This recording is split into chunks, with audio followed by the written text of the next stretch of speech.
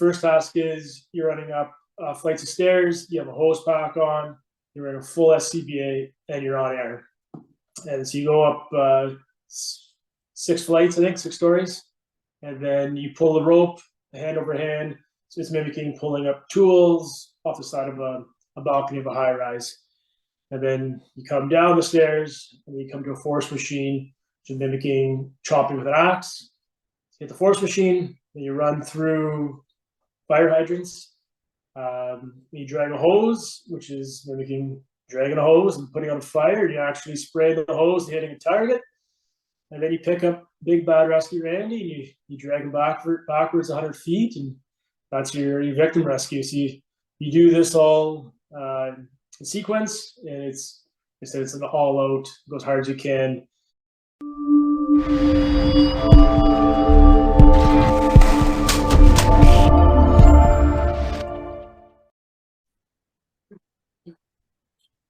Welcome back to RIT Team Radio, where we bring research, information, and training methodologies, different concepts to our audience, to the fire service, to be able to share what we know and share just information, events, activities, things that are going on within the space, so that we can either help you become aware, or we can add value, add resources to you for your adventure and for your career.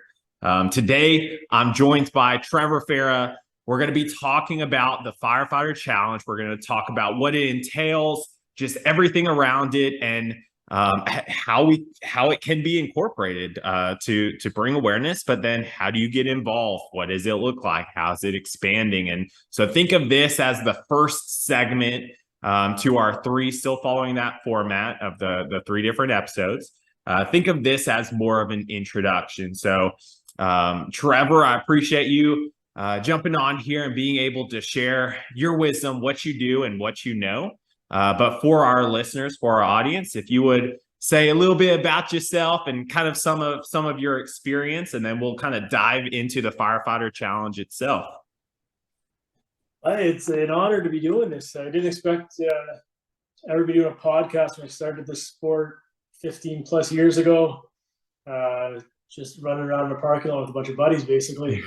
But yeah, so my name's Trevor Fera. I've been a firefighter for about 20 years, and I've been competing in the Firefighter Challenge for most of my career, I guess 18 years probably. And so I'm a 5-time world champion.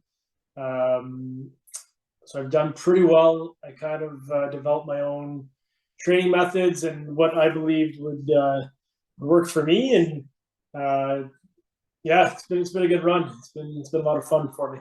Well, and there's a lot of takeaway, right? And we chat back and forth, and the number one thing, and we always try to establish is, yes, there's a lot of information, a lot of wisdom, a lot of experience. There's always more that can be added to it. There's in many cases, there's other principles and other approaches, but a lot of what has worked for you and what has worked for those that you've worked with and chatted with. And but to catch everyone up to speed, let's kind of dive into, what are we even talking about? We mentioned Firefighter Challenge. But what is that? Can you kind of even just an overview of what it is, and then how you got involved? Yeah, so what the Firefighter Challenge is a firefighting based race using firefighting skills. It's a timed race, kind of an obstacle course where it's an all out competition. You're going all out for a couple of minutes. It started out as a fitness test in the US, and then it developed into a worldwide race now. For me, I got involved. I started as a firefighter in Brampton, Ontario, Canada, and there was a gentleman there. His name was Peter Reed, and his nickname was Zeus. And at the time, he was the world champion, and Brampton Fire was known to always have a really competitive team. And so during our recruit academy, they asked/forced us to run the competition and race against each other. What is that? What is it called? Voluntold? That's exactly. the phrase that we hear the most. I'm sure nobody wanted to do it, and because it's the hardest thing you'll ever do. Well, they call it the toughest 2 minutes in sports. And yeah, so I did pretty well. I won out of my class, and so Peter Reeds slash Zeus, he said, "Hey, come on out, come train with us. Um, we want to have you compete." And so I was able to learn from the best right from the beginning, and I think that's I kind of carried that on, teaching new firefighters, and so I got lucky. It was good timing. What does the challenge itself kind of walk through, even just the list of tasks, right? What does a challenge, what does the challenge itself look like? Yeah, so there's 5 tasks. The first task is you're running up flights of stairs, you have a hose pack on, you're in a full SCBA, and you're on air. And so you go up 6 flights, I think, 6 stories, and then you pull the rope hand over hand. So it's mimicking pulling up tools off the side of a balcony of a high rise. And then you come down the stairs and you come to a force machine, which is mimicking chopping with an axe. So you hit the force machine, and you run through fire hydrants. You drag a hose, which is mimicking dragging a hose and putting on fire. You actually spray the hose, hitting a target. And then you pick up Big Bad Rescue Randy, and you drag him backwards 100 feet, and that's your victim rescue. So you do this all in sequence, and it's an all out, go as hard as you can, hopefully finish. And I like how when you explain it, it's like you're going to be pulling hose, just like you would be pulling hose as a firefighter, right? So it's like the name or kind of what the concept is already descriptive in what you're doing, because the goal and the concept of it is to reflect job tasks you do as a firefighter. It's not, hey, these are job tasks, let's create something where it's completely different or complex in nature, where it's so off from the job task. So just even mentioning that, I mean, do you see value in even implementing it or practicing for it, or even trying it from a competition versus non-competition perspective? I mean, is it a good teaching tool just for challenging tasks itself? Yeah, for sure. Like the tasks do mimic things you're doing on an everyday fire, right? Just like dragging the hose or chopping an axe. And it goes back and forth with firefighting, what we do every day. It pushes you just like you would at a fire. At a fire, you usually working real hard for the first 10 minutes. And so that's exactly what this is. It's an all-out race, but it's simulates the work task for sure. Let me ask you this. We have this is more on the personal side, but as you prep, right? You personally, and anytime I do any kind of challenge or a reoccurring challenge, you kind of assess how well you did, how you're going to improve, and then what areas you can improve in, or kind of where you need to see which one's kind of lagging or lacking compared to others. Just kind of your 2 cents. I'd be interested. Do you, with your training, granted you're training for it all, you're trying to get, a better time, is there a certain task you're like, okay, I need to, and this is going to be independent, those that are listening, like, you need to figure out what works for you and where your deficiencies are and so forth. Trevor, I'm interested on your side. Is there, when you're training, you're like, I could have been better in this area, let me really focus training on upper back or posterior chain strength or whatever it might be? Is there kind of an area you've been trying to target more or focus more toward? Yeah, for me personally, I'm not a big guy. I'm not tall, and I'm going against these absolute monsters half the time. And so, but I'm explosive. I'm fast, so I'm really able to excel going up and down the stairs, running through the hydrants.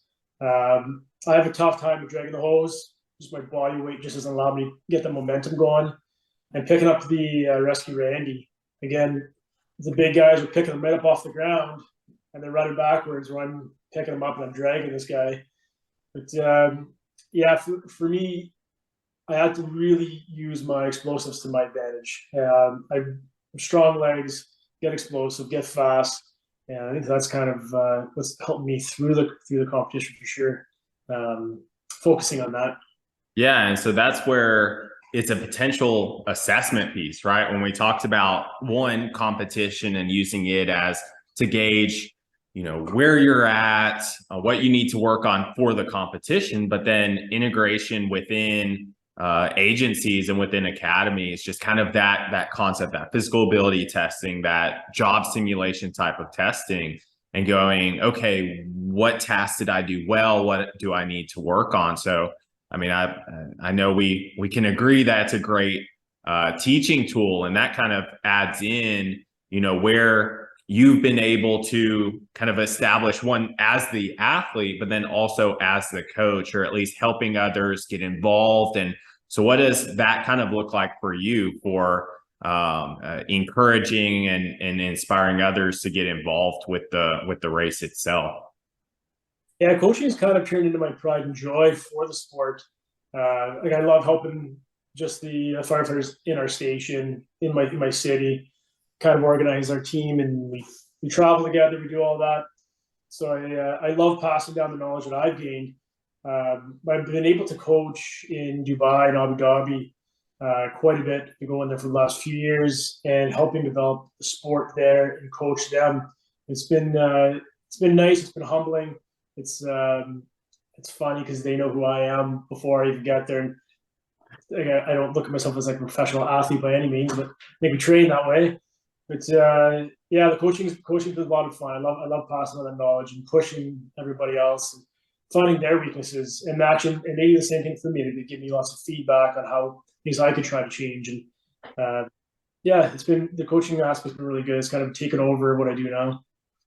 When trying to, whether it's organizing or preparing, let's start from a preparing part, or kind of forming a team.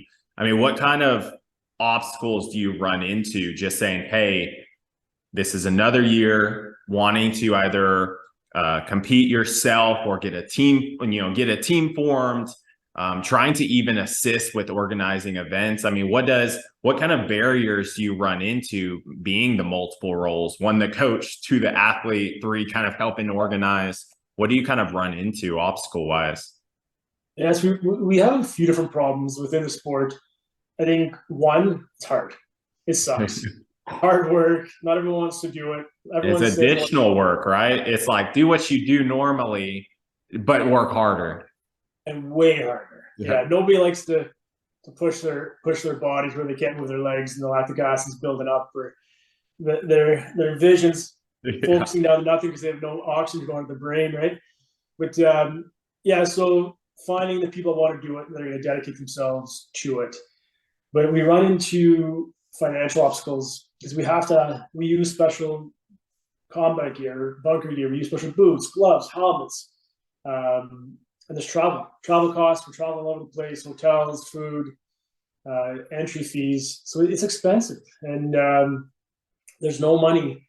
No money's being given to firefighters to be doing this race, even though it's such a good building block for a fire department. It creates so much camaraderie. It's a really good thing that we have. So sponsors are quick to give gear and supplements, but money's a big one right now. So we do a lot of fundraising. So that's definitely one of our obstacles. And time off. We still have jobs. We still have to go to work. We still have families to take care of. How far in advance do some of your guys have to?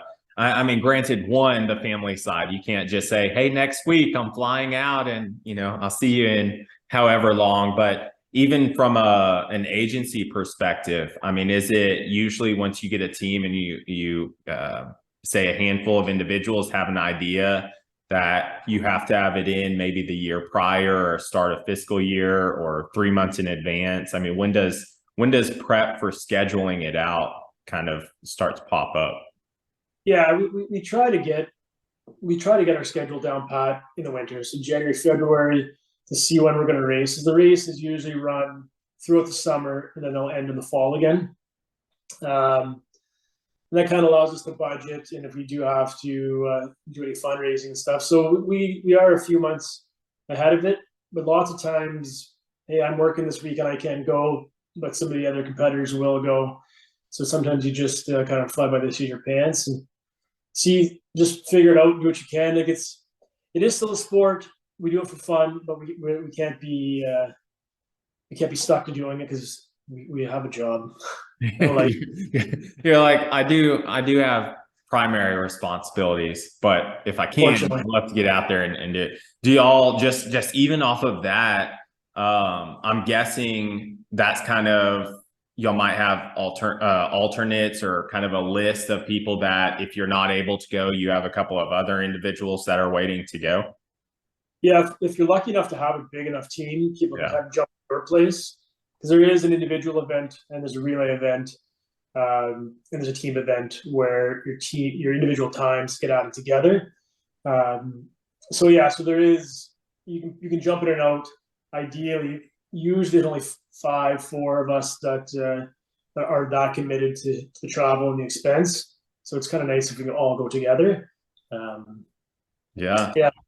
So let me ask you this: the barriers, the obstacles, the fact that it's not easy, all those great things, raising the funds for it. I mean, so let me ask you this: why do you compete?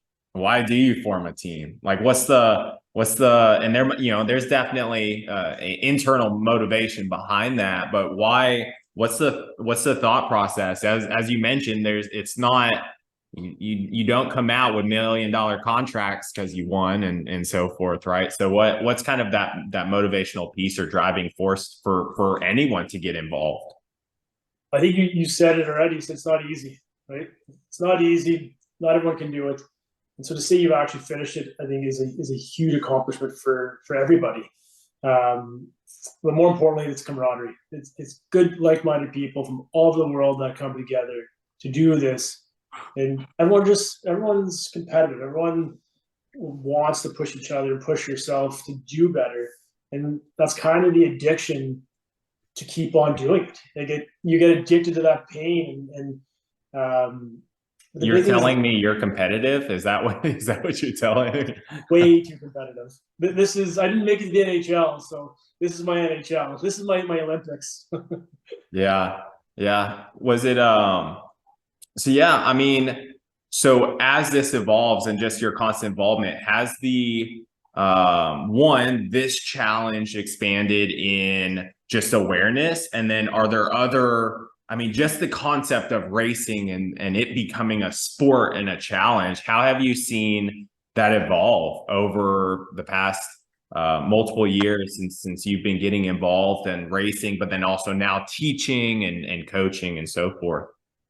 It's evolved in a couple of ways. Like one way it's evolved, it's a sport now. Everyone trains like Olympic athletes. It's not just most people aren't doing it just for fun, and or at least the elite people are training like Olympic athletes for this. So that's changed. Like your diet, your fitness routines, that all has to come together. But the countries that have jumped on board now. So this used to be just a North American thing. It was really big in Canada, the US, but now the Europeans, it's huge. It's all over the place now. It's Germany, and Poland, and Slovenia, and they have some of the best competitors in the world now. So it's kind of nice that it's opened up those doors to travel there, meet new people, and they come race here. And now we're seeing it in the Middle East. Abu Dhabi and Dubai are having races, and it's becoming really popular. It's huge now. It's a worldwide sport. Unfortunately, it actually used to be on ESPN and still is on TSN, but they kind of dropped some of those coverages. So it's maybe one day I'll get back on TV again, as I think it should be. But yeah, it is only getting bigger. It's getting more challenging. I think, and everyone sees the benefit of the sport. It helps us in our job, our day-to-day lives, and it gives you something to work for. It's a good goal. Well, and you mentioned training more of now the perspective and in previous episodes and so forth. Ryan and I have chatted about, and others that have talked on this podcast, is transitioning the thought process of from tactical operator, which operator holds a high status as well, but then saying tactical athlete. And once you throw that athlete label on it, it goes, oh, okay, I need prehab, rehab, warm-ups, movement prep, training, this, that, and the other. I need to make sure diet is in check and all these different things. What is hydration? Like all these components to being an athlete, which originally that's how it should be perceived as a whole within the fire service. Now, I'm not saying absolutely everyone needs to walk around at that top elite, level, but just perceiving the approach to, okay, if I label myself as an athlete, these are some of the areas, the dimensions of wellness, the components of fitness. Like I need to start strategizing my health and figuring out what resources I need as this tactical athlete. So it's always great seeing that kind of shift in perspective. I think too, like, that was probably one of our challenges is becoming an athlete and learning how to train like an athlete. We don't have coaches. We're all kind of figuring this out on our own. We're still just firefighters. So that was a big transition for us. But that does transition to the station. People ask questions and, hey, can you put a little routine together for me? And why are you eating this? Or why are you training like that? As firefighters, we don't have that guidance to be athletes, healthy firefighters. There's not a whole lot that's given to us. So again, we're trying to figure that out in our stations. And I think that the competitors, the people that have an athletic background, are able to pass on that knowledge, which is good for everybody. So how, let's say, and we've talked back and forth about how we can bring more awareness because we're having more and more experience or more and more, I guess, kind of a hold and influence within academies and within agencies of how can we share this awareness? I mean, how can someone get involved? How can a department get involved? What is first step? Where do they go? Where do they outreach? And you don't have to define all steps, labeled out, but I guess what would be kind of the first action someone would do if they said, hey, this looks interesting. How do I start? Yeah, I think reach out to one of the competitors or anybody online. You can, so many people that are doing it. You can find people that want to help you. But yeah, reach out to one of the competitors within your department. Go out and train with them. Go to the course, learn what's going on. I think there's also fitness initiatives that are already developed, say through the IFF, that departments could be using. We should be using. So I think there are avenues out there. You just need to put the work in and go look. What you're saying is I'm going to include your email address into the postings of this podcast and when we push out articles and stuff. So what you're saying is you're going to be bombarded with emails about how do I get involved. Bring it on. I love it. I love helping everybody. I want to develop the sport. It's created so many opportunities for me, travel and meet people, and it's just a good community to be part of. So yeah, bring it on. Awesome. If you could, let's kind of close with this question and these remarks is if you could talk to whether it's coaches or whether it's just someone who's getting started and saying, hey, I want to prepare for this. I'm all for this. I'm reaching out. Let's get started. Any specific words of wisdom or lessons learned? Granted, before you go through this, we will have a second episode and third where we will break down the tasks and be more prescriptive and more kind of sciencey behind it. But just general words of wisdom and lessons learned. What are your thoughts of relaying something to someone wanting to be involved? I think there's a couple of things there. Smooth is fast. So learn the course, get smooth, get proficient at it. Muscle memory is an amazing thing, especially when you're breathing through a mask and you can't hardly breathe. But so as far as the course, learn the course, get really good at it, be really picky on learning every single step of the course. But then on the fitness side, get explosive, get strong. You're not training like a bodybuilder. You're training like an athlete. Use tactical equipment and tactical circuits and mimic what the course is. Learn those exercises that mimic the movements in the course. Yeah, to be more tactical training for sure. I think that's a huge key. Functional training, tactical training is the way to go.